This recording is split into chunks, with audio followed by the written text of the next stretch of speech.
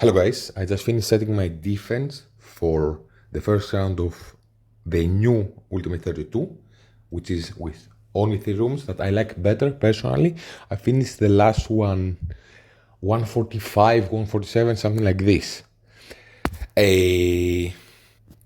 So being only top 6000 ECP. Last season, because I approach more casually Starjammers, partly because they didn't start to do very well, I've dropped and I finished 450, which is still just one bracket lower, which is still a high punch up for 4,500 ECP or something like this that I am now.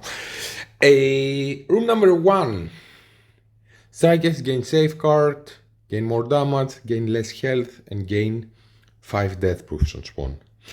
Fortifiers spawn with taunt. So I want to take advantage of Kahori's passive pink. Let's show Kahori real quick. Where is she? Okay. So you have here on spawn, she attacks the enemy controller with the highest focus for 350% piercing, that is deadly, and apply exposed, that if she hits this again, energy flows around with Thanos Endgame's passive, and once per turn, when an enemy with exposed attack, generate 1 ability energy for 2 random allies yourself that were not at full energy on start of the current turn. Okay, so maybe she will hit her exposed and then special. I think it goes like this with Kahori's 200% speed bar on spawn. And that could be very bad, or at least see, because with her basic she also puts out exposed, so at least maybe she will hit an exposed and then Thanos Endgame can open with his ultimate and remove all of your bust and stuff. This, that we have only 3 rooms, everyone will have a lot of on offense. I'm kinda wanting to set a trap for Immortals, possibly because Immortals have speed bar and you need to have the full 5 team. And yes, they will stop the taunts, that I also have a Gore that will have a taunt. And also a little bit to stop Cabal, but we don't really get speed bar. Like, if we reach Kahori ultimate, it's very niche now that he doesn't have the energy. But at least we stop the vulnerables and we stop exposed from the opponents. If I use Thanos Endgame here, I wouldn't have a great use for my other Annihilators, so I'm using them there. I'm going more offense heavy, I think. And until at least I get the full Starjammer team very up and running and ready. And I have 4 unlocked and not maxed out yet. Okay, so the reasoning here is if Immortals attack, Immortals Storm kinda needs to stun Gore, otherwise he will just remove her charges again. And even if she stuns Thanos Endgame, his passive skill props, he will have safeguard on spawn, so he will keep his death proofs and will stay alive because of the death proof. Kahori will ping a Storm, and she will have 100% extra damage. Storm might have less health if she's striker for whatever reason, or anyone is, like Cable, for example, is a common striker, or even Jean Grey. So I don't see the other ones being strikers, but we'll see. I think it's also for offensive fortifiers, but there's no fortifier in the sim. So yes, they will stop the taunts. They will stop Kahori's speed bar. They won't stop Kahori's ping. This will hit Storm and do a lot of damage, even if Storm is a raider, not a striker.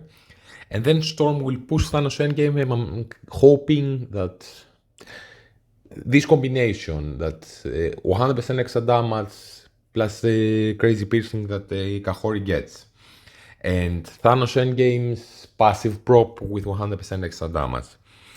That it might kill Storm, it might kill a Cable if he's a Striker. And I'm betting on Thanos because you can throw like Apocalypse in here or Ares to remove their safeguard and have Kahori kill someone potentially with if he's a striker and Kahori goes first and just flips his death boost and kill him. If we remove his safeguard with this, I'm betting on Thanos Endgame to remove the safeguard. Thanos Endgame is here to remove the safeguard either with his if he drops under 50% and stays alive because of his death boost. That can happen with Apocalypse Ultimate. Apocalypse Ultimate may kill him though, because Thanos Endgame might not have death boost, might not have safeguard, so death boost will flip. And so we either pull like an Apocalypse, if Immortals again might die, or anyone for that matter, if they underestimate Thanos Endgame, or if they keep someone as a striker and we can do more damage to them. We're also here like this to stop a Kahori team because we have two people with taunt and maybe she will need to attack Thanos Endgame to by mistake and then die by his if she's a striker, die by his passive prop. My Kahori might ping the opponent Kahori, but she will have death proof at this point and safeguard, so I don't know how much this will matter. But I also have Gore here because Kahori again pings the enemy with the highest focus, enemy controller with the highest focus. Where is CC? So attack the enemy controller with the highest focus. If you go to controllers, my Kahori has 121,000 focus and my Gore has 123. So Gore as a fortifier will absorb a Kahori, the opponent's Kahori if she goes in piercing attack. So my Kahori will still go if the opponent's Kahori cannot kill her on time. She won't have her ultimate ready on spawn. And she cannot put an explosion to something like this to gain energy and use her special. Like I can do shopping the exposes and having Thanos Endgame. They're probably gonna have Thanos Endgame on defense anyway. And there's also Medusa here. That Medusa stops a death proofs, so the opponents can't. Force. Enemies cannot spawn with evade or death proof. So we are here, 3 strikers, to take advantage of the room. We are kind of betting that either people won't do something very smart to remove safeguard and flip our buffs and kill us and stop Kahori speed bar and damage and Thanos Endgame passive prop, because even if they go in with Apocalypse or Ares, they might potentially drop Thanos before flipping his death proofs, or even flipping them but not killing him. So I'm kind of betting on a misplay there, or not a super smart attack against that.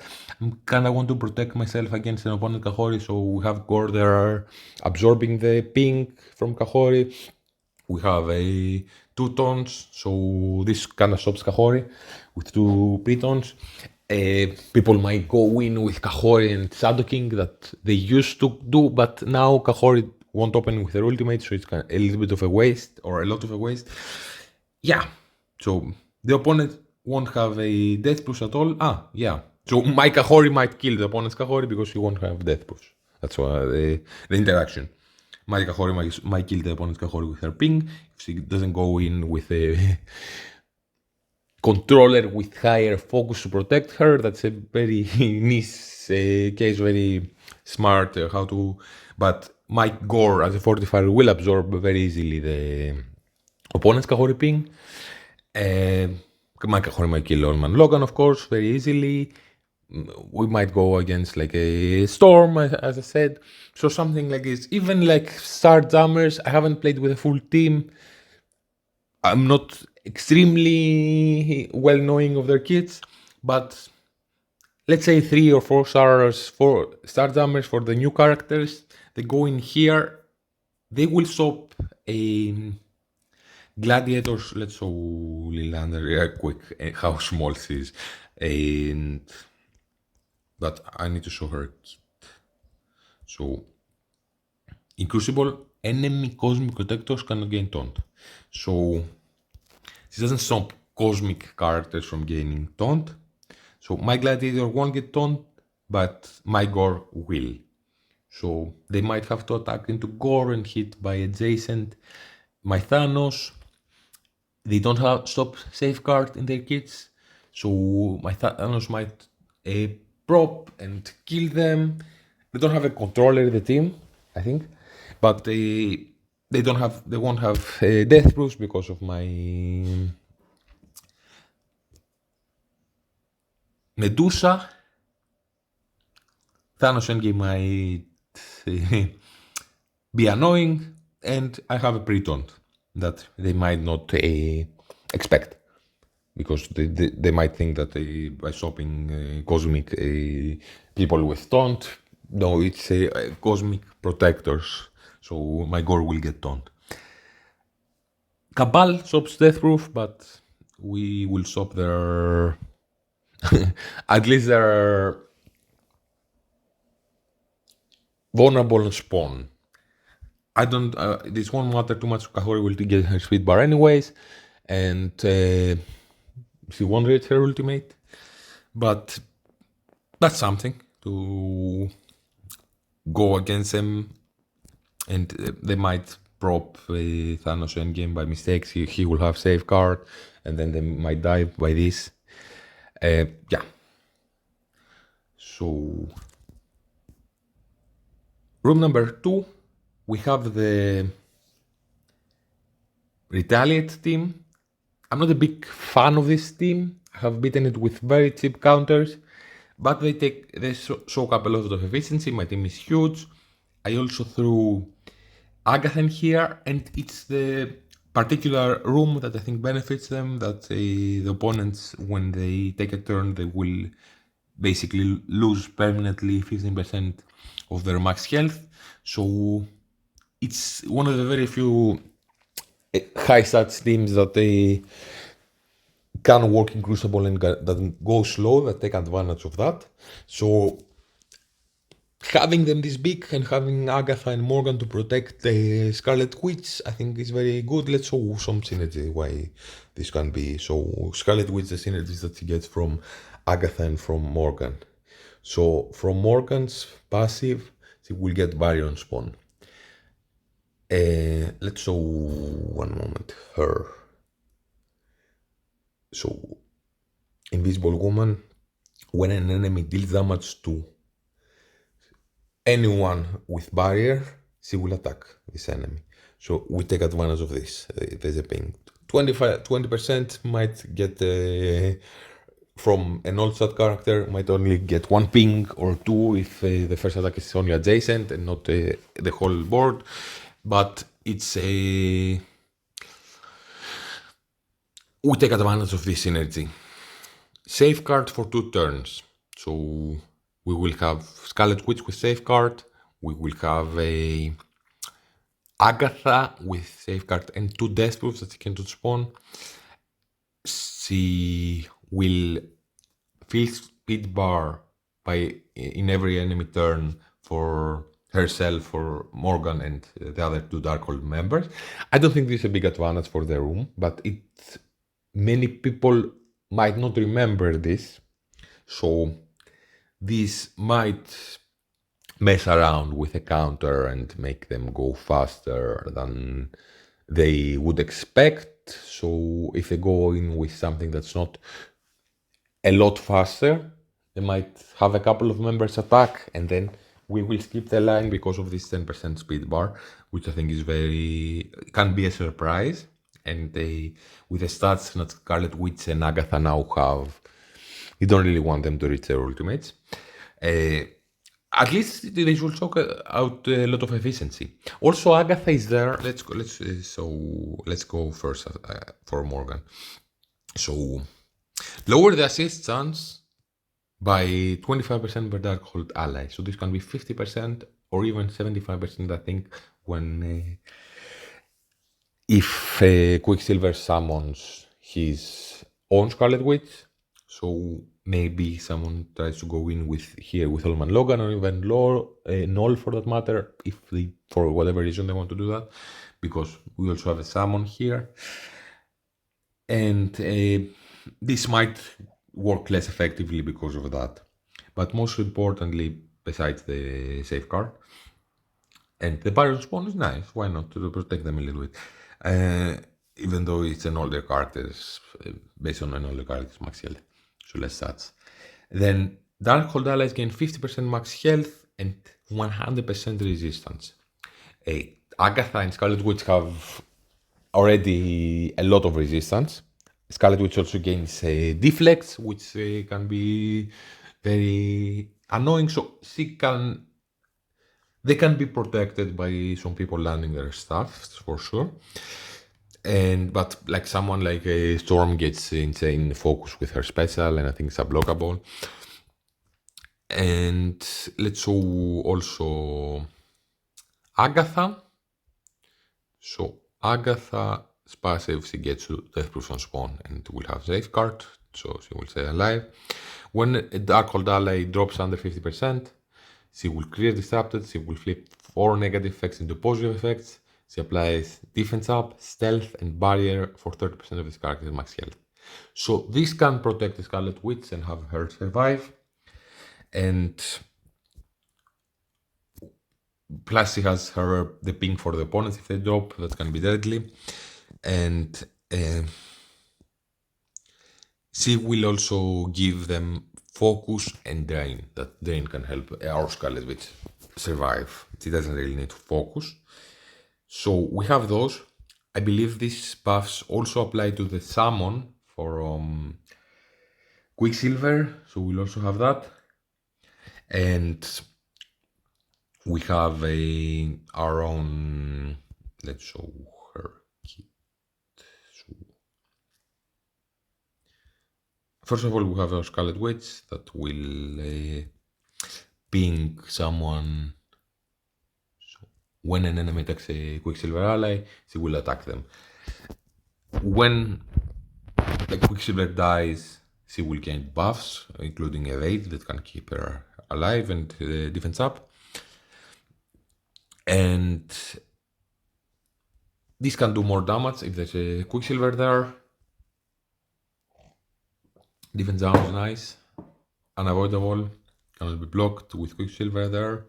And you have the healing herself and Quicksilver for 100%.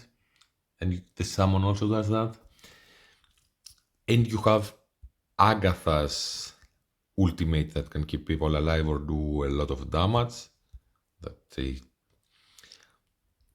heals self and all allies for 35% of this character's max health and barriers Darkhold members. So you have a lot of synergy there that can. And let's show one moment, where is she?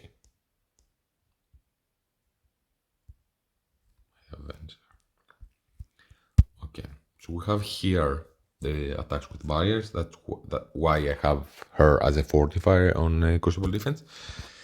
Then nothing here applies really, but we have, if she reaches her ultimate, she will barrier all allies again and do more pings and often downs and stuff.